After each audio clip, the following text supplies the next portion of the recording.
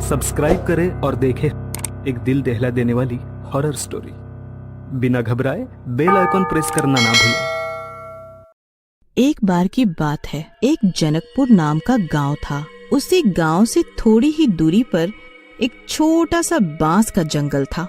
एक दिन राकेश नाम का आदमी जब अपने ड्यूटी करके आ रहा होता है तो उसे आने में अंधेरा हो जाता है, तो वो जल्दी घर पहुंचने की सोचकर उसी जंगल से आता है, क्योंकि जंगल वाले रास्ते से उसका घर पास में ही पड़ता था। तभी वो जब आ रहा होता है तो उसे ऐसा लगता है जैसे कि कोई उसके पीछे आ रहा है। वो जब डरते हुए आगे बढ़ने लगता है और उसे किसी की घुंघरू बजने की बड़ी डरावनी आवाजें आने लगती हैं। अरे ये कैसी आवाज है घुंघरू बजने की? राकेश बहुत घबरा जाता है। तभी कोई उसके पीछे उसके कंधे पर हाथ रखता है। वो बहुत डर जाता है और जब वो पीछे मुड़ता है तो वो एक चुड़ैल होती है। चुड़ैल, बचाओ बचाओ, कोई मुझे बचाओ! नहीं, मैं तुझे नहीं छोड़ूंगी, ऐसा कहते हुए उसे मार देती है। इसी प्रकार उसी गांव का रामू नाम का एक लड़का होता है जो बहुत मेहनत करता था और अपने गांव से थोड़ी ही दूरी पर एक होटल में काम करता था। माँ, मैं काम पर जा रहा हूँ। अरे बेटा, पहले कुछ खा तो ले, तब काम पर जाइयो। ठीक है, पर थोड़ा जल्दी करो, मैं पहले ही बहुत लेट हो चुका हूँ। फिर रामू खाना खा के निकल जाता है।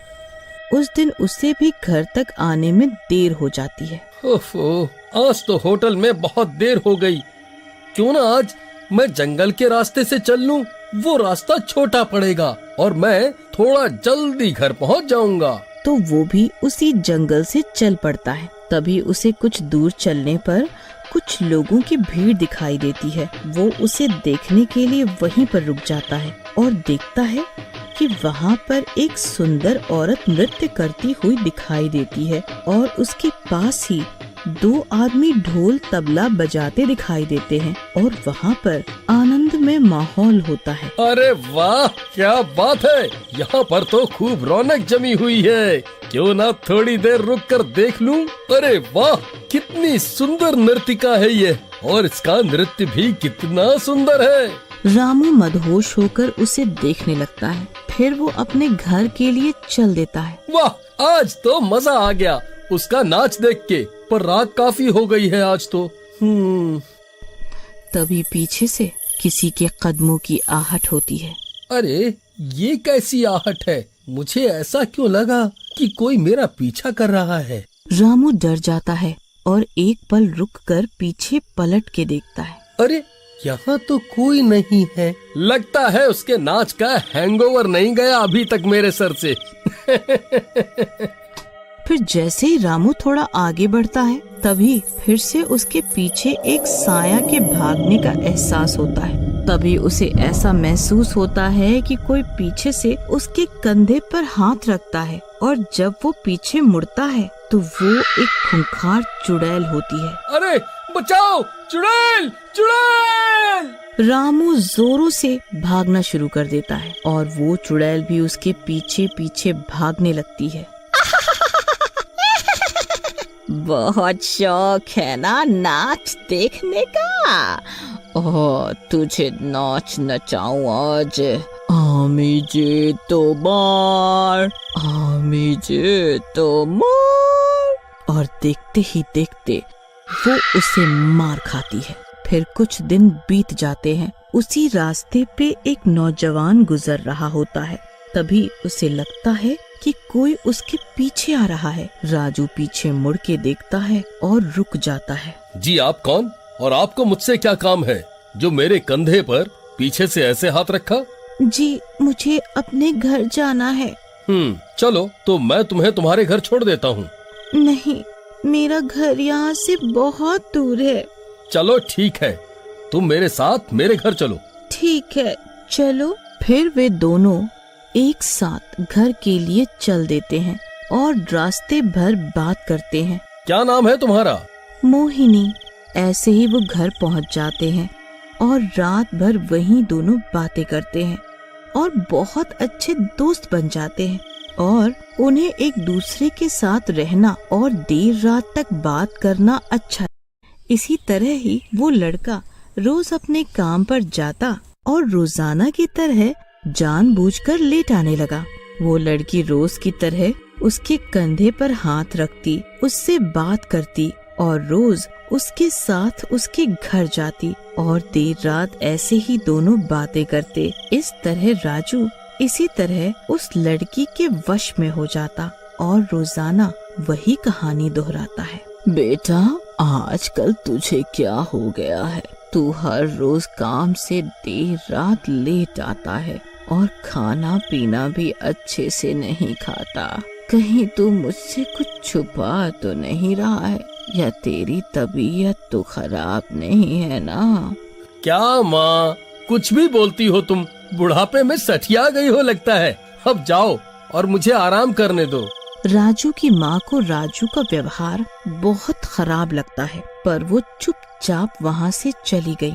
फिर दूसरे दिन ही उसके पेट में बहुत जोर से दर्द होने लगता है। वो अपनी माँ से कहता है, माँ, मेरी तबीयत ठीक नहीं है, मेरे पेट में बहुत दर्द हो रहा है। उसकी माँ कहती है कि आज तुम काम पर मत जाओ, घर रहकर ही आराम करो, आज तुम्हारी तबीयत ठीक नहीं है। राजू की माँ को कुछ शक होता है। राजू की माँ एक वैद्य के पास जाती है और उसको सब कुछ बताती है और वो औषधि लेके आ जाती है। राजू, ये औषधि ले, खा ले। ठीक है। वो औषधि खा के सो जाता है। उसी रात के 12 बज रहे होते हैं। तभी रामू के घर का दरवाजा बहुत तेजी से अपने आप खुलता है। फिर जब राजू देखता है तो वो लड़की वहाँ पर आ जाती है। तुम यहाँ कैसे? मैंने तुम्हारा बहुत इंतजार किया, लेकिन तुम वहाँ पर आए ही नहीं, तो मुझे ही यहाँ आना पड़ा। राजू को ये सब सुनने में बड़ा अजीब लगा, लेकिन उसे उसके साथ बात करना अच्छा लगता था, तो उसने ध्यान नहीं दिया।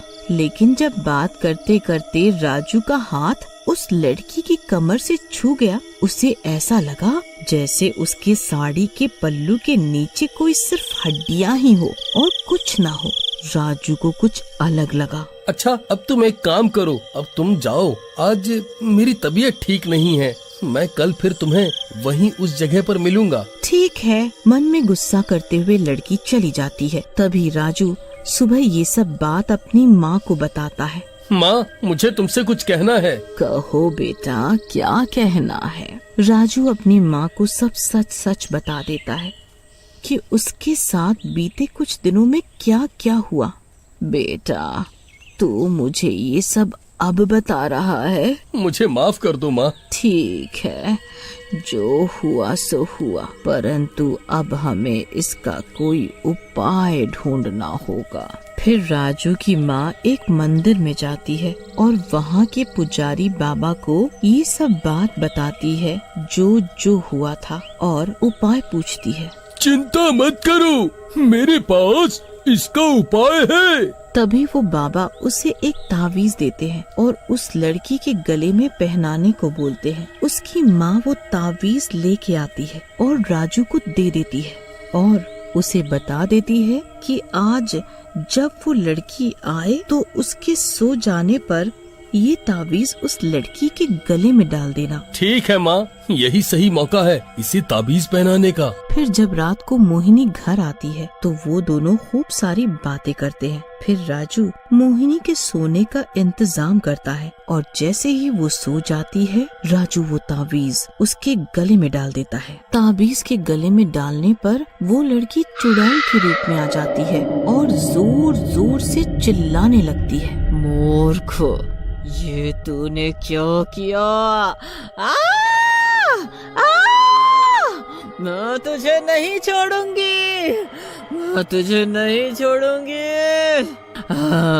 अब तू नहीं बचेगा मेरे से। परंतु थोड़ी ही देर में ताबीज की शक्तियाँ शुरू हो जाती हैं। चुड़ैल का सारा शरीर जलने लगता है।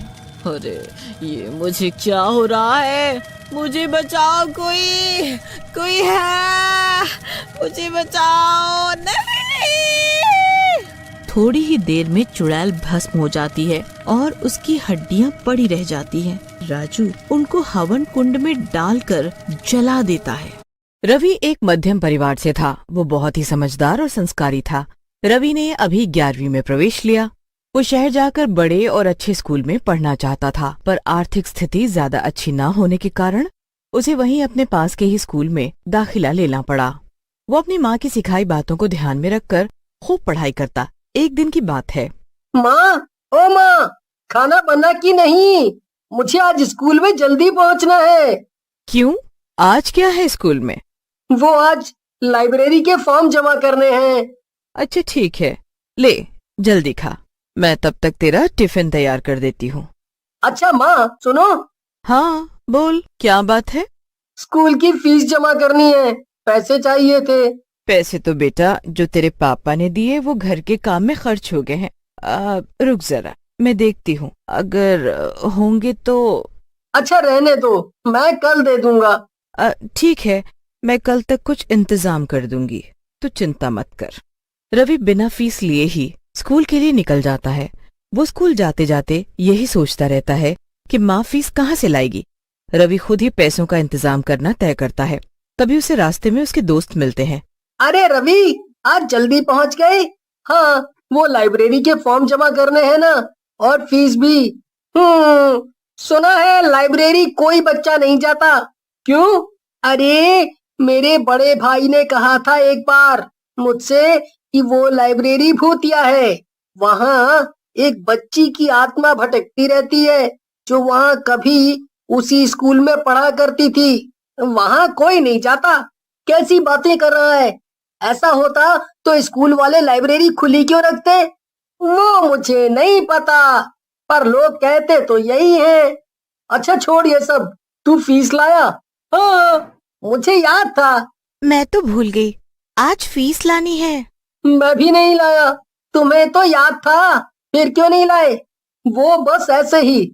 चलो, स्कूल की घंटी बजने वाली है, देर हो जाएगी। हाँ चलो। सभी बच्चे क्लास में बैठ जाते हैं। उनके शिक्षक शिवचरण सिंह सबको पढ़ाना शुरू कर देते हैं। तभी उनकी नजर रवि पर पड़ती है। वो देखते हैं कि रवि कुछ उदास सा लग रहा है। क्लास खत्म होने के बाद शिवचरण सिंह रवि से बात करते हैं। क्या हुआ रवि बेटा, तुम उदास क्यों लग रहे हो?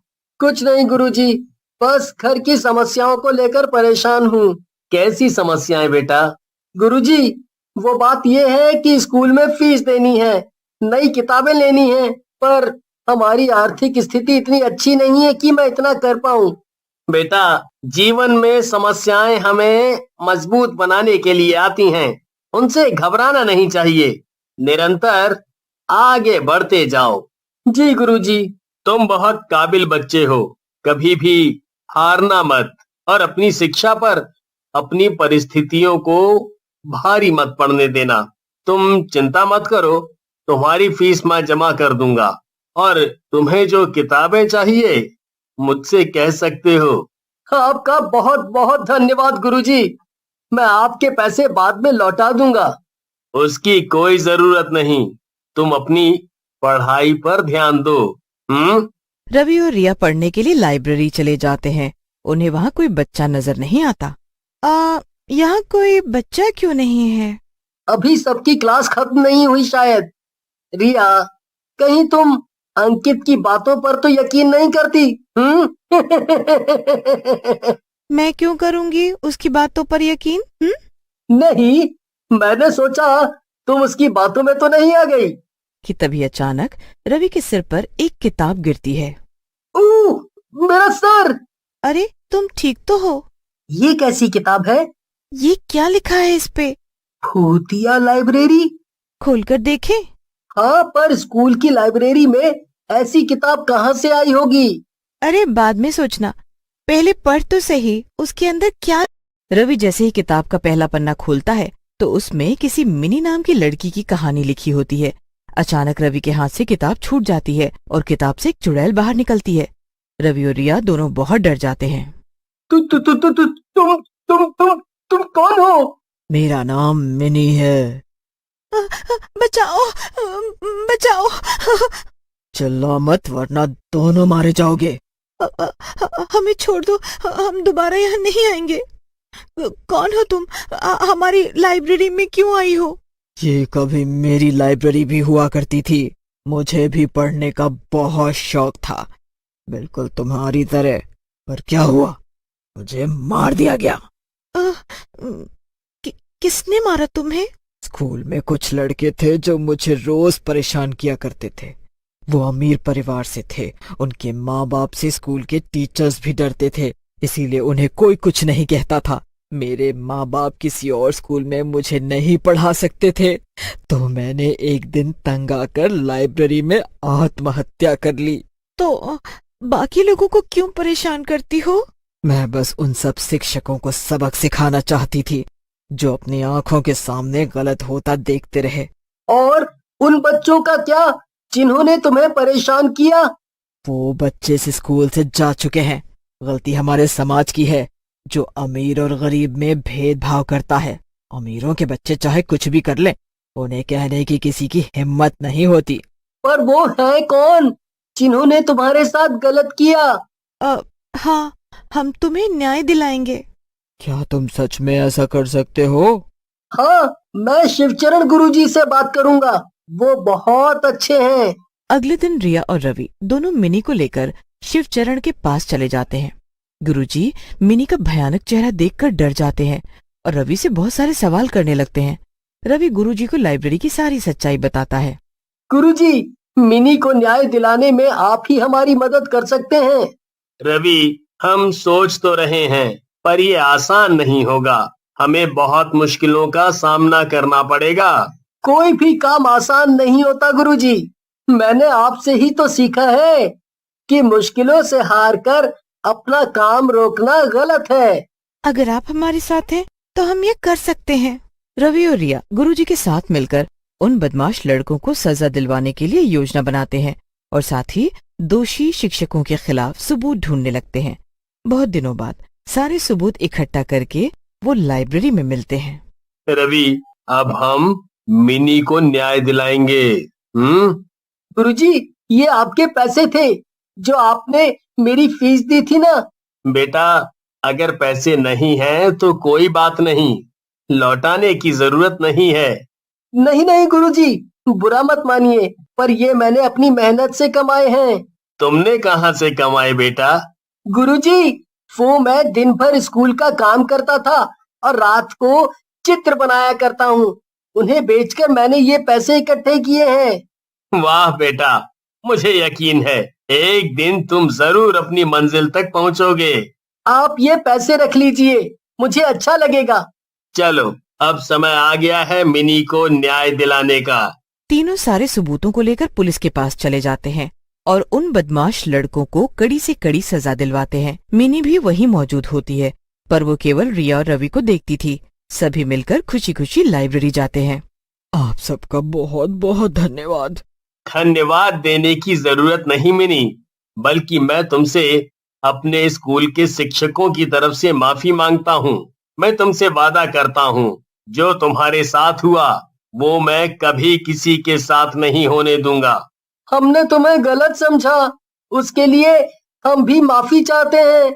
नहीं नहीं, आपने मुझे न्याय दिलाया है, मैं हमेशा तुम सबकी आभारी रहूंगी। अच्छा रिया, गुरुजी, रवि, अब मेरे जाने का समय हो गया है। देखते ही देखते चुड़ैल वहाँ से गायब हो गई। सभी लाइब्रेरी की सफाई करने लगते हैं। रिया भूतिया लाइब्रेरी की किताब ढूंढने लगती है, पर उसे वो कहीं नहीं मिलती।